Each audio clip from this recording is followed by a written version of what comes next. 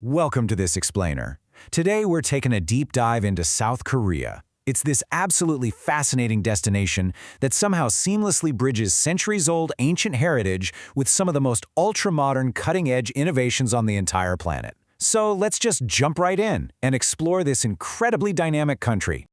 Picture this. It's morning and you're standing there watching the incredibly meticulous royal guard changing ceremonies of the ancient Joseon dynasty.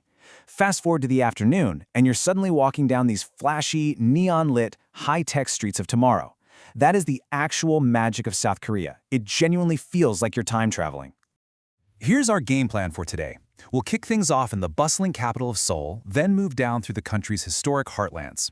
After that, we'll explore the coastal paradises of Busan and Jeju, taste our way through some amazing festivals and cuisine, and finally wrap it all up with a crucial cultural survival guide. Section 1. Seoul. Modernity meets history. Let's start right in the bustling heart of it all. Just think about the sheer contrast in this city. One minute you're standing in the vast courtyards of Gyeongbokgung Palace, witnessing the royal guard changing ceremony, which is just this perfect grand display of the Joseon dynasty's military pride. Then, literally a short subway ride later, you're smack in the middle of the Gangnam district. You know, the wealthy, ultra-modern epicenter of high fashion that K-pop and that viral song Gangnam Style made globally famous. It's quite literally two entirely different worlds living right next to each other. And Seoul is just packed with these diverse, almost dizzying experiences. You could easily spend your morning wandering through the extremely serene secret garden at Cheongdokgung Palace. Then you can just walk right into Bukchon Hanok Village, stepping through these narrow alleys lined with traditional Korean houses right in the middle of a modern metropolis. By the afternoon, head up the End Seoul Tower for a panoramic view that makes you feel like you're holding the whole city in the palm of your hand. And to top it off, end your day marveling at the stunning spaceship-like curves of the Dongdaemun Design Plaza. Section 2. Historic Sites and Heritage. Moving outside the capital, it's time to step into the monuments that truly define the Korean peninsula. 5.7. That's exactly how many kilometers of stunning 18th century stone walls you can physically walk along at the Hwasong Fortress in Suwon. Imagine the absolute thrill of hiking along the ramparts of a massive, historic fortress just south of Seoul. It's incredible. Heading a bit further out, we hit Gyeongju. People famously call it a museum without walls, and for good reason. It was the ancient capital of the Silla Kingdom. While you're there, you can explore the Bulguksa Temple, an absolute masterpiece of Buddhist architecture, and the nearby Sokuram Grotto, which actually houses this massive serene Buddha statue right inside a cave. Now, on a much more somber note, no trip to South Korea is complete without wrapping your head around its modern history.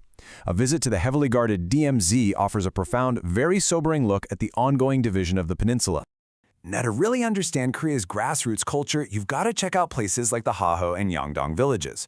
You aren't just looking at old buildings here. You are experiencing authentic, completely preserved traditional Korean lifestyles. Oh, and for the music lovers out there, you have to see the Arirang Literature Museum. It houses over 5,000 artifacts, all dedicated to Korea's most iconic folk song, which is actually recognized as a UNESCO Intangible Cultural Heritage.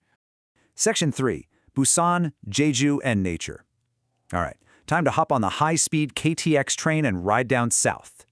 Did you know South Korea is roughly 70% mountainous? The biodiversity is literally off the charts. Take Seoksan National Park. During autumn, its striking mountain peaks are draped in the most vibrant reds and golds. Or, if you're a K-drama fan, you're definitely going to recognize the romantic, tree-lined paths of Nami Island from classics like Winter Sonata. Heading all the way south to the coastal city of Busan, the vibe shifts completely to this vibrant beach energy. You've got Haeundae Beach with its massive summer festivals, Dadapo's spectacular music fountain shows, and of course, the Gamcheon Culture Village. It's this gorgeous hillside community painted in bright, vibrant colors with all these artsy alleyways.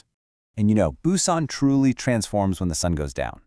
One of the absolute coolest things you can do is stand on Gwangali Beach at night and just marvel at the massive Gwangali Bridge. It glows so brightly against the night sky, stretching right across the dark ocean.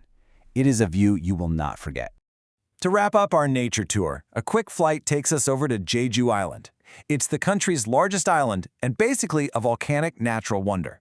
Right in the center is Hallasan, South Korea's highest peak at nearly 2,000 meters. And yep, it's an inactive volcano.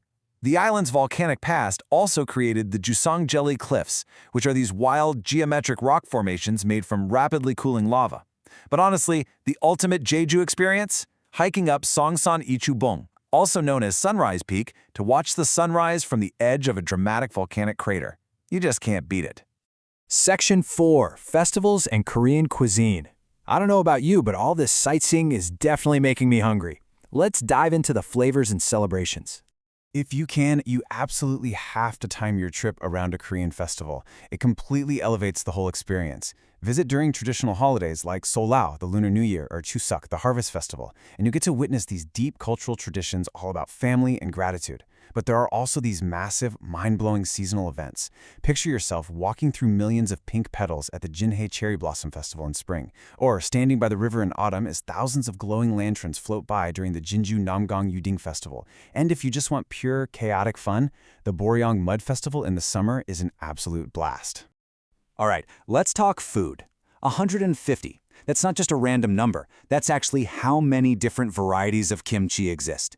It's this fermented culinary staple, usually made of cabbage or radish with garlic and spices, and let me tell you, you will encounter it at almost every single meal you eat there. And beyond kimchi, the rest of the cuisine is just as spectacular.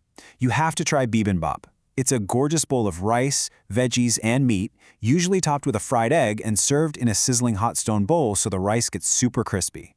Hitting the street food stalls? Tteokbokki is a total must. These chewy rice cakes drenched in a sweet and spicy sauce. If you've got a sweet tooth, grab a hot tuk sweet pancake, or cool down with bingsu, which is this massive bowl of creamy, sweet shaved ice. And to wash it all down, you'll probably be clinking glasses of soju, the national drink, or makgeolli, a really delightful sparkling rice wine. Section 5. Essential tips for travelers. Okay, before you go booking that flight, let's go over your essential survival guide for navigating the culture like a local. Here are 2 massive lifesavers you need to know about right off the bat. First up, the T-Money card. Buy one of these the second you land. It's a rechargeable smart card that lets you tap in and out of subways and buses across the entire country. Seriously, it makes transport so seamless. Second is the hanbok, the incredibly elegant traditional Korean dress. Tourists love renting these to wear while exploring palaces, and here's a great insider tip: wearing a hanbok often gets you free admission to the historic sites. So when should you actually go? The absolute best, mildest times to visit are during the spring, so April to June, or in the autumn, from September to November. This way you avoid the super humid summers and the freezing winters. And for souvenirs, make sure you leave extra room in your suitcase. You're going to want to stock up on world-class K-beauty skincare, K-pop merch, authentic ramen noodles, and those really cool traditional flat metal chopsticks that are so unique to Korea. But honestly, the most crucial part of your trip will be understanding local etiquette. South Korean culture is deeply rooted in respect. As a golden rule, always take your shoes off when entering someone's home, a temple, or a traditional guest house. When greeting people, especially elders, just a slight bow or head nod is perfect. This next one is huge. Always use 2 hands when giving or receiving items, especially when you're pouring or accepting a drink. And at dinner, hold off on eating until the eldest person at the table takes their first bite. Now, to keep you out of those cringe-worthy, awkward situations, let's talk taboos. Never, ever stick your chopsticks straight up in a bowl of rice. It looks exactly like incense burned at a funeral, so it's considered really bad luck. Also, save your cash. Tipping is not customary in South Korea and will honestly just cause confusion.